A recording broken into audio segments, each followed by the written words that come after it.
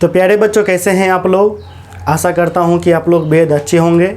आज मैं आप सभी को भूगोल का 5वां अध्याय पढ़ाने के लिए जा रहा हूं। भूगोल में मैंने आप सभी को चौथे अध्याय तक पढ़ा दिया था, इसलिए प्यारे बच्चों आज मैं आप सभी को भूगोल का 5वां अध्याय पढ़ाऊँगा। इस 5वें अध्याय का यह हमारा प्रथम वीडियो है, इसलिए इस वीडियो में आज मैं आप सभी को समझा दूंगा और सेकेंड वीडियो में प्रश्न उत्तर करा दूंगा। ठीक है, तो प्यारे बच्चों यदि हम बात करें 5वें अध्याय का शीर्षक का, तो आपका 5वां अध्याय का शीर्षक है 5वां अध्याय, जिसका शीर्षक है प्राथमिक क्रियाएं। ठीक है, आपका जो शीर्षक है वो शीर्षक क्या है? प्राथमिक क्रियाएं। यूँ तो प्यारे बच्चे हम शीर्षक को सर्वप्रथम समझाते हैं, लेकिन मैं कुछ पॉइंट को बताने के बाद, आज मैं कुछ पॉइंट बताने के बाद फिर मैं आपको प्राथमिक क्रिया के बारे में समझाऊंगा, इस शीर्षक को समझाऊंगा, जिससे आप आसानी पूर्वक से समझ सकेंगे। ठीक है, तो प्यारे बच्चों वीडियो में आगे बढ़ने से पहले यदि आपने अभी तक हमारा पेड कोर्स को ज्वाइन नहीं कर रखा है तो आप अवश्य रूप से ज्वाइन कर लीजिए।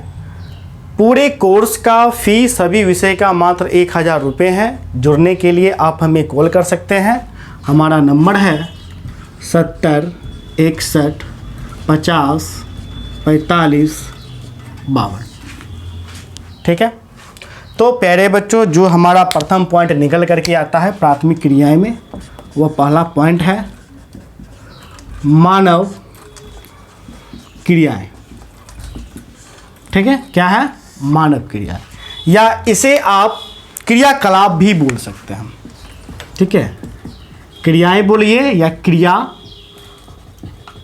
कलाप बोलिए, बात क्या है? बात बराबर है। तो सर्वप्रथम हम यह जानेंगे कि मानव क्रियाकलाप हम किसे कहेंगे। ठीक है, मानव का तो मतलब मनुष्य हो गया और क्रिया का मतलब जो मनुष्य क्रिया करेगा। तो जो मनुष्य है वह मनुष्य आखिर क्रिया क्यों करेगा? तो मनुष्य अपनी आजीविका चलाने के लिए जो क्रियाएं करेगा, ठीक है, उसी क्रियाएं को हम मानव क्रियाएं कहेंगे। क्या कहेंगे? मानव क्रियाएं कहेंगे। यह क्रियाएं किस प्रकार की होती है? तो आर्थिक क्रियाएं होती हैं, इसलिए इसे आप आर्थिक क्रियाएं भी कह सकते हैं, किसी भी प्रकार का कोई दिक्कत नहीं है। ठीक है, तो मानव क्रिया हम किसे कहेंगे? मनुष्य अपनी आजीविका चलाने के लिए जो भी क्रिया करेगा उस क्रिया को हम मानव क्रिया कहेंगे, जिसे हम मानव क्रियाकलाप के नाम से भी जानते हैं। ठीक है, अब तो क्रिया का तो मतलब समझ गए कि मानव जो भी क्रिया करेगा अपनी आजीविका को चलाने के लिए वह आपका मानव क्रियाकलाप करेगा। अब मानव अपनी आजीविका यानी जीवन यापन चलाने के लिए क्या क्या कर सकता है? जीवन यापन चलाने के लिए मानव कृषि कर सकता है।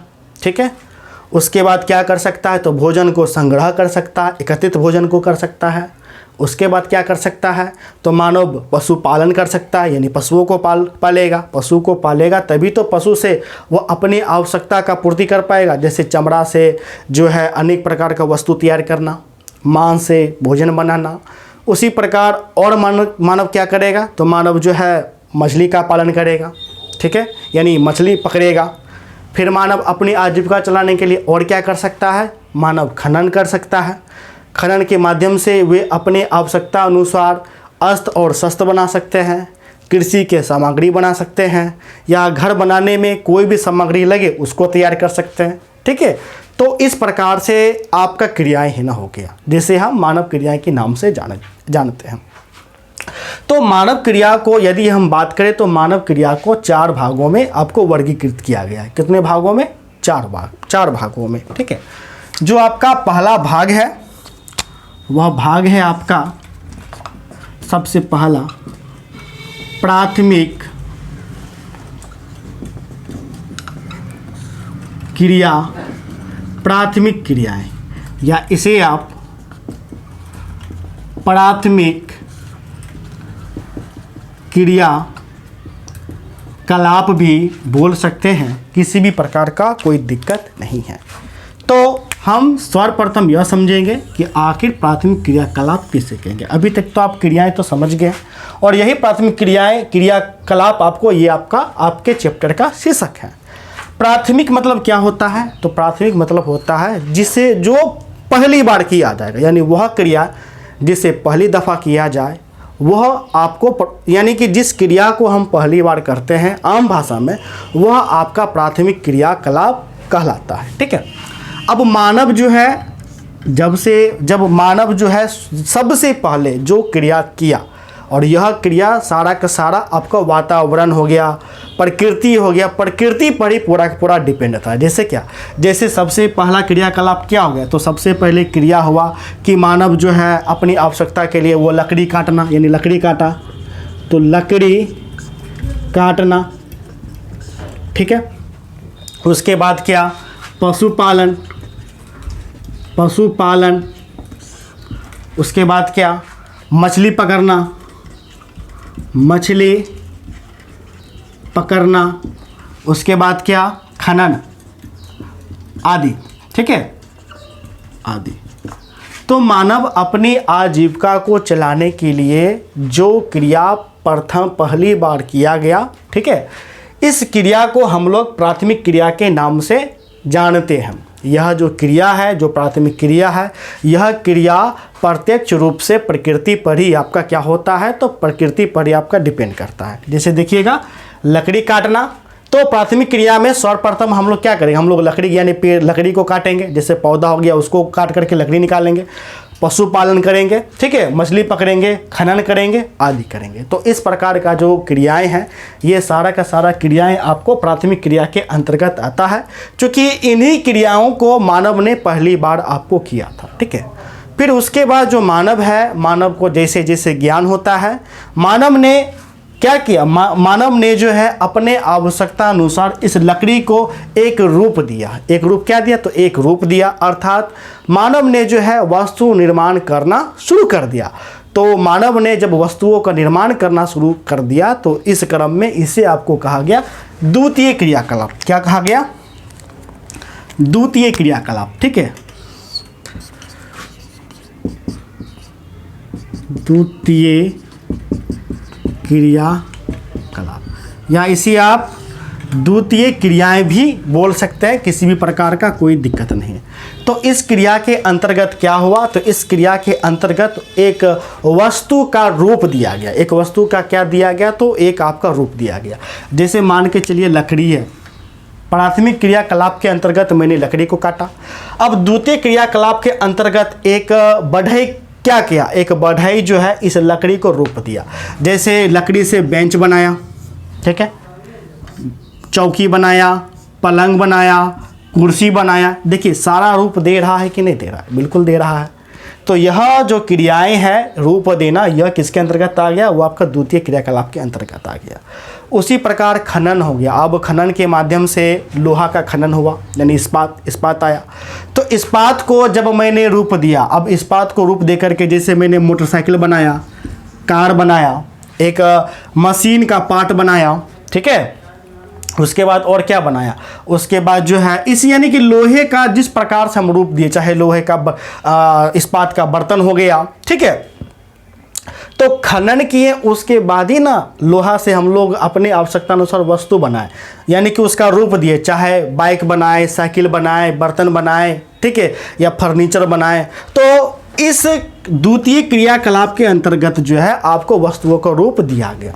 ठीक है, तो यह हो गया आपका द्वितीय क्रियाकलाप, जिसके अंतर्गत एक वस्तुओं को तैयार आपको किया गया। अब मान के चलिए कि वस्तु आपका तैयार हो गया, तो तैयार होने के बाद ये जो वस्तु है, ये वस्तु लोगों तक भी तो पहुंचेगा, तभी तो ना। तो लोगों तक पहुंचाने के लिए जो जिस क्रिया को किया गया, वह क्रिया किसके अंतर्गत आया? तीसरे चक्र में। तो ये आपको आया तृतीय क्रियाकलाप के अंतर्गत। ठीक है,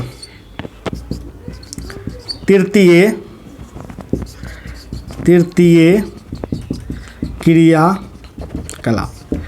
इस क्रियाकलाप के अंतर्गत ये जो वस्तु है, इस वस्तु को उपभोक्ता या व्यापारी तक पहुंचा करके इसका वितरण करना था। अर्थात तृतीय क्रियाकलाप के अंतर्गत आपको क्या हो सकता है? तो वितरण करना। वितरण मतलब कि बेचना, अब कौन बेचेगा? एक व्यापारी, तो व्यापारी हो गया। व्यापार जो है वितरण, ये आपको किसके अंतर्गत आ गया? तो तृतीय क्रियाकलाप के अंतर्गत आ गया। उसी प्रकार अब जो वस्तु एक स्थान से दूसरे स्थान कैसे पहुंचेगा? तो साधन की मदद से, यानी कि जो भी साधन है ना आएगा, परिवहन हो गया, परिवहन जैसे जो यातायात के साधन हो गया, तो ये भी आपको ये तृतीय क्रियाकलाप के अंतर्गत है ना आने लगा। ठीक है, उसके बाद क्या? तो उसके बाद प्यारे बच्चों हो गया संचार, संचार है ना हो गया। ठीक है, उसके बाद कोई भी सामान को मान के चलिए कि व्यापार हो गया। मुख्य रूप से देखिएगा तो इस द्वितीय क्रियाकलाप में जो भी हम वस्तु को तैयार किए हैं, उस तैयार को लोगों तक पहुंच से है वो किसके अंतर्गत? तो तृतीय क्रियाकलाप के अंतर्गत, जिसमें हम जो है उसका वितरण करते हैं। ठीक है, उसके बाद जो है परिवहन के माध्यम से उपभोक्ता तक है ना पहुंचाते हैं, व्यापारी तक है ना पहुंचाते हैं। ठीक है, तो ये सभी क्रियाएं किसके अंतर्गत है ना आ गया? तो ये सभी क्रियाएं आपको तृतीय क्रियाकलाप के अंतर्गत है ना आ गया। ठीक है, उसके बाद आपका आता है चतुर्थ क्रियाकलाप। ठीक है, उसके बाद प्यारे बच्चों आपका आ जाता है चतुर्थ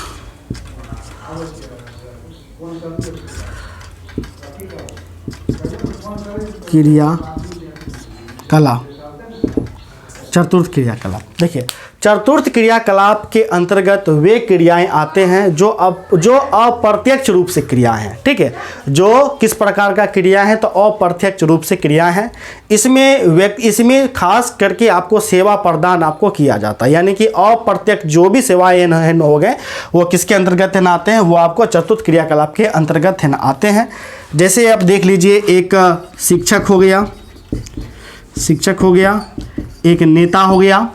ये सभी देखिएगा, ये सभी अपना सिर्फ सेवा दे रहे हैं, यानी किसी भी चीज़ का प्रयोग कर रहे हैं, ये किसी भी चीज़ का प्रयोग नहीं कर रहे, बल्कि यह अपना सेवा दे रहे हैं। जैसे शिक्षक हो गया, नेता हो गया, लेखक हो गया, ठीक है, संगीतकार आपका है ना हो गया, ठीक है, कलाकार हो गया, डॉक्टर है ना हो गए। ये सब देखिए, ये सब जो आपको क्या दे रहे हैं? आपको सिर्फ सेवा है ना दे रहे हैं। इसमें आपका जो प्रकृति है, कोई भी प्रकृति का योगदान आपका नहीं है, बस व्यक्ति है ना क्या करता है? तो सेवा दे रहा है। तो सेवा के क्षेत्र ही मुख्य रूप से आपका चतुर्थ क्रियाकलाप है। ठीक है, तो प्यारे बच्चों आपका प्राथमिक क्रियाकलाप, द्वितीय क्रियाकलाप, तृतीय क्रियाकलाप और चतुर्थ क्रियाकलाप आपका हो चुका है।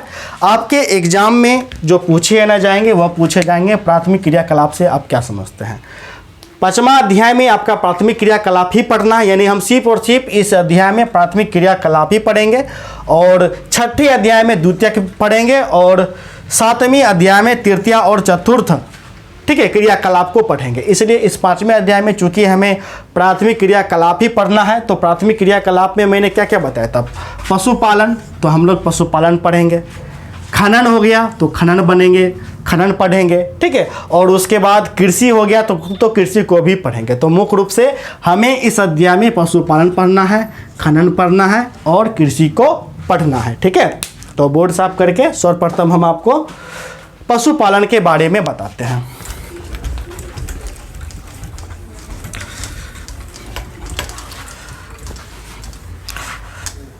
या सर्वप्रथम हम खनन के बारे में बताते हैं। ठीक है, देखिए पहला पॉइंट आपका हो गया खनन आपका क्या होता है? देखिए, जब आपका पृथ्वी के गर्भ से, यानी भूगर्भ से जब हम कोई मूल्यवान खनियों को निकालते हैं, उसी को हम लोग क्या बोलते हैं? उसी को हम लोग खनन बोलते हैं। अब मूल्यवान आपका पदार्थ क्या हो सकता है? सोना हो सकता है, चांदी हो सकता है, लोहा हो सकता है, तांबा हो सकता है, कोयला हो सकता है, पेट्रोल लेना हो सकता है। तो इस प्रकार का जो भी हम भूगर्भ से निकालेंगे वो आपका क्या कहलाएगा? वो आपका खनन करना कहलाएगा। ठीक है, यदि हम खनन करने की विधि की बात करें तो खनन करने का विधि 2 विधि है। कितना विधि है? तो प्यारे बच्चों 2 विधि है। ठीक है, एक है आपका जो आपका होता है सतह, ठीक है, एक होता है आपका खुली खान, भी हम इसे बोल सकते हैं खुली खान, ठीक है, और दूसरा विधि होता है खनिकूप, ठीक है, खनिकूप। ठीक है, तो यदि हम खुली खान की बात करें, देखिए खुली खान को हम लोग जो है सतह खनन भी बोलते हैं। क्या बोलते हैं? सतह खनन। जबकि खनिकूप को हम लोग भूमिगत भूमिगत खनन भी बोलते हैं। दोनों क्या है, दोनों बात बराबर। यानी खनन करने का दो विधि होता है। पहला विधि हो गया खुली खान, जिसे हम लोग सतह खनन के भी नाम से जानते हैं, और दूसरा हो गया खनिकूप, जिसे हम भूमिगत खनन के नाम से भी जानते हैं। ठीक है, तो सर्वप्रथम हम देखेंगे खुली खान। देखिए, खुली खान का तात्पर्य यह होता है कि जो पृथ्वी के जो ऊपरी जो भाग होता है, उस ऊपरी भाग में आपको खनन किया जाता है। ठीक है, जैसे ये मेरा पृथ्वी यान हो गया, मान के चलते हैं ये मेरा पृथ्वी यान हो गया। पृथ्वी का जो ऊपरी जो भाग है, जो हिस्सा है, इस हिस्से को हटा करके क्या खनन किया जाता है।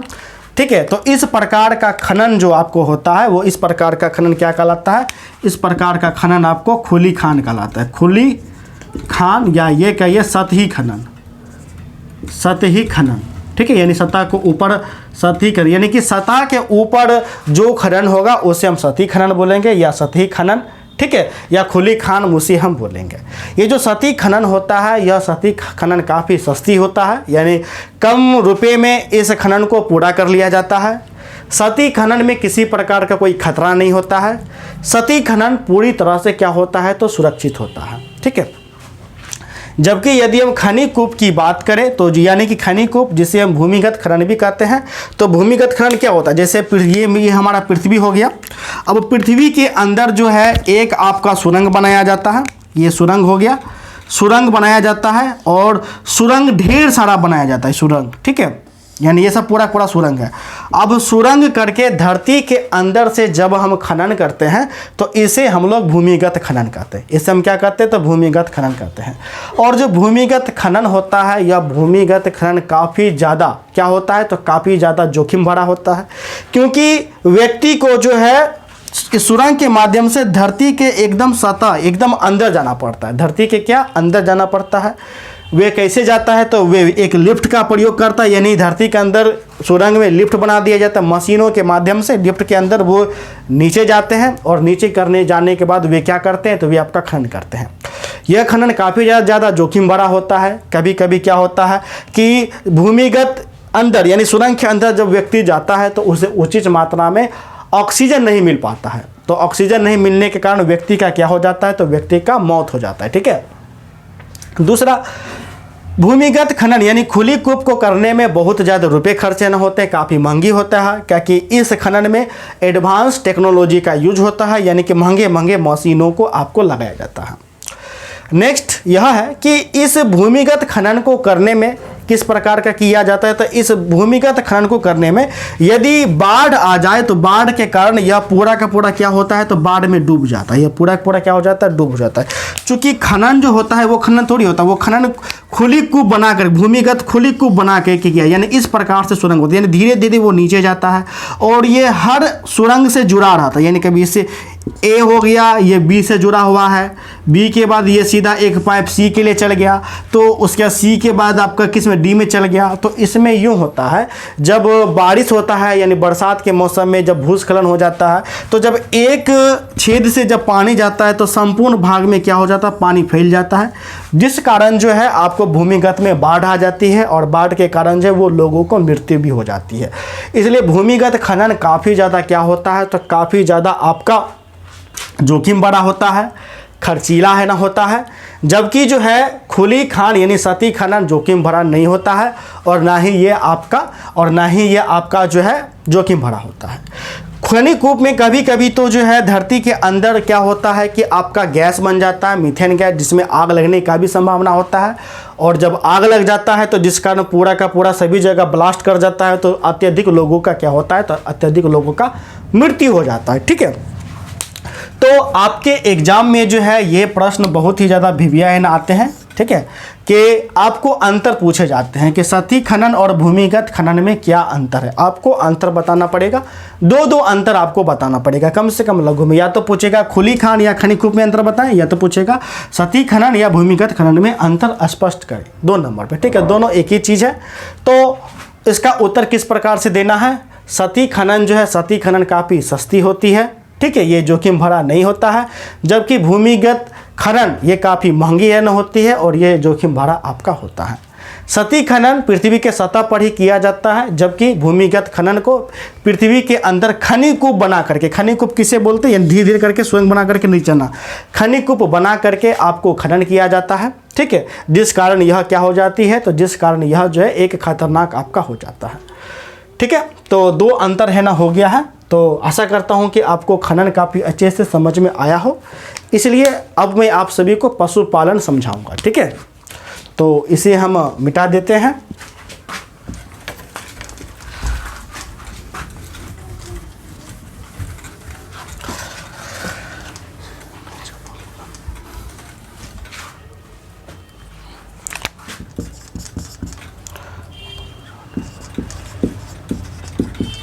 अब पशुपालन कहिए, पशुचारण आपका बात बराबर है, आपका क्या है तो बात बराबर है। देखिए प्रारंभिक अवस्था में क्या था, यानी शुरुआती दिनों में प्राचीन काल से ही लोग जो है भोजन का संग्रह करते थे, और भोजन का संग्रह करने के बाद जो है उन्होंने क्या किया, तो वे लोग जो है उनके साथ साथ पशुपालन भी किया करते थे, यानी लोग जो है पशुओं को पालते थे। और जो खास करके जो आपका रेगिस्तानी क्षेत्र थे जहाँ कृषि अत्यधिक नहीं हो पाती थी, ठीक है, तो वहाँ के लोग अत्यधिक पशुओं पर ही डिपेंड रहा करते थे, जिस कारण व्यक्ति जो है अपने पशु को चराने के लिए वे एक स्थान से दूसरे स्थान कई बार है ना जाते थे, ठीक है। तो प्राचीन काल से ही आपको पशुपालन आपका चले आया है। तो पशुपालन वर्तमान समय की हम यदि बात करें तो दो तरीक़ों से किया जाता है। एक तरीका जिसे हम आपको कहते हैं चलवासी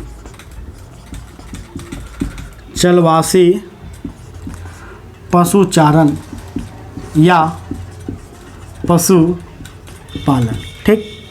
दूसरा इसे हम व्यापारिक भी है ना बोल सकते हैं, क्या बोलते हैं, व्यापारिक पशुपालन या वाणिज्य पशुधन पालन, ठीक।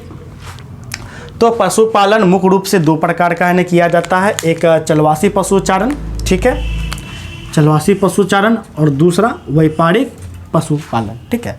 चलवासी पशुपालन जो है यह आपका प्राचीन काल से ही चला आया है। इसमें व्यक्ति जो है वह आत्मनिर्भर रहना होता है, यानी खुद से पशु को पालता है और उसका उपभोग वे खुद करते हैं। जैसे गाय पाला तो गाय से जो भी दूध आया वो खुद उस दूध को उपभोग किया, ठीक है। उसके बाद जो है व्यक्ति जो शेष बच गया उसे वो बाजार में जाकर के बेच देता था। तो जो चलवासी पशु होते हैं, तो चलवासी पशु में जो पशुचारक होते हैं वे एक के अलावा कई पशुओं को पालते हैं, जैसे गाय के साथ साथ बकरी भी पालते हैं, भेड़ भी पालते हैं, ठीक है। तो उनका मकसद यह होता है कि उनका मकसद होता है खुद का क्या करना, तो खुद का उपभोग करना तथा जो शेष बच जाए वो बाज़ारों में बेच देना। चलवासी पशुपालन जो है इसमें व्यक्ति क्या करते हैं, इसमें व्यक्ति को चरने के लिए मैदानों में छोड़ रहना देते हैं, यानी जो चलवासी पशु होते हैं वे खुद से जो है वितरण करते हैं, वे चरते हैं। और चलवासी पशु को यह भी पता होता है कि किन किन मौसम में जो है कहाँ कहाँ भोजन उपलब्ध होगा, यानी बरसात के मौसम में कहाँ भोजन उपलब्ध होगा। चलवासी पशुचारण में पशुओं को ये खुद पता होता है, क्योंकि चलवासी पशु खुद से वो क्या करता है तो वो चरता है। किसान जो होते हैं वे एक स्थान से दूसरे स्थान तक पशुओं को खुद से वो चराते हैं, ठीक है। चलवासी पशुचारण के अंतर्गत इसमें जो है बड़े पैमाने पर इसका जो है आपका पशुपालन आपको नहीं किया जाता है, ये काफ़ी छोटे पैमाने पर चलवासी पशुचारण किया जाता है। जबकि यदि हम व्यापारिक पशुपालन की बात करें तो स्पष्ट है कि यह जो पशुपालन किया गया है यह पशुपालन व्यापार के दृष्टिकोण से किया गया है। अतः इसे करने के लिए व्यक्ति आपको क्या करेगा, इसे करने के लिए व्यक्ति जो है एक बेड़ा बना देता है। क्या बना देता है, एक बेड़ा, एक बहुत बड़ा सा बेड़ा बना देता है, और इस बेड़े में इस बेड़े में पशुओं का पालन करता है। जैसे गाय का करता है तो गाय का ही है करता है, ठीक है। जैसे गाय का किया तो गाय का ही किया। अब जैसे बेड़ा बना करके गाय का व्यापारिक तौर पे पशुपालन होता है तो व्यक्ति क्या करता है, इस गाय का देख रेख के लिए अनेक प्रकार का कार्य करता है, ठीक है। जैसे अनेक मशीनों का प्रयोग है न करता है, और उसके बाद जो व्यापारिक पशुपालन का जो आपका भोजन होता है वह भोजन आपका क्या होता है, तो वो भोजन वो व्यापार खुद से जो है बाज़ारों से ला करके खरीद करके देता है, पौष्टिक खाना देता है। उसके बाद इन पशुओं पर, जो व्यापारिक पशु है, इन पशुओं पर विशेष प्रकार से ध्यान दिया जाता है। यदि व्यापारिक पशु कोई बीमार पड़ जाते हैं तो बीमारों पर भी अत्यधिक ध्यान दिया जाता है, ठीक है। जबकि चलवासु पशुचालन में ऐसा कोई संभव आपका नहीं है, ठीक है। व्यापारिक पशुपालन में जो पशुओं का जो मांस है, चमड़ा है या उसका आपका दूध हो गया, तो व्यक्ति क्या करते हैं, तो व्यक्ति उस दूध का एक वस्तु बना करके, जैसे दूध का आपका मिठाई हो गया, पनीर हो गया, इसको बना करके डब्बा में बंद करके वो पूरे दुनिया भर में क्या करते हैं या बाज़ारों में उसको बेचते हैं। जबकि इस प्रकार से आपको चलवासु पशुपालन में देखने को नहीं मिलता है, ठीक है। तो आपके एग्जाम में ये भी आपको पूछता है कि चलवासु पशुचालन से क्या समझते हैं और व्यापारिक पशुचालन से क्या समझते हैं। दोनों में खास करके आपको अंतर पूछेगा, दोनों में आपको क्या करके पूछेगा, तो अंतर आपको पूछेगा। और आपके एग्जाम में ये भी पूछा जाता है कि व्यापारिक पशुपालन का विशेषता बताएं, ठीक है। तो व्यापारिक पशुपालन का पहला विशेषता यह है कि व्यापारिक पशुपालन जो है बड़े पैमाने पर किया है जाता है, ठीक है। एक फॉर्म बना करके किया जाता है। इसमें जो है वैज्ञानिक पद्धति का प्रयोग किया जाता है, जबकि चलवासी में वैज्ञानिक पद्धति का प्रयोग नहीं किया जाता है। इसमें सभी पशुओं पर आपको ध्यान दिया जाता है, खास करके स्वास्थ्य संबंधी ध्यान दिया जाता है, जबकि चलवासी पशुचारण पर आपको स्वास्थ्य संबंधी ध्यान नहीं दिया जाता है, ठीक है। इसमें व्यापारिक पशुपालन में पशुओं का जो भोजन होता है उसके भोजन को खुद एक ही जगह पर व्यवस्था किया जाता है, जबकि चलवासी पशुचारण पे भोजन का व्यवस्था आपको नहीं किया जाता है। वे खुद जा करके वे चरते हैं, मैदानों में जा करके एक स्थान से दूसरे स्थान पशु जाते हैं, वो अपना भोजन आपका करते हैं, ठीक है। तो मुख्य रूप से आपका पशुचारण आप समझ गए, ठीक है। अब हम आते हैं कृषि पे। आपका जो नेक्स्ट आपका पॉइंट है कृषि, ठीक है।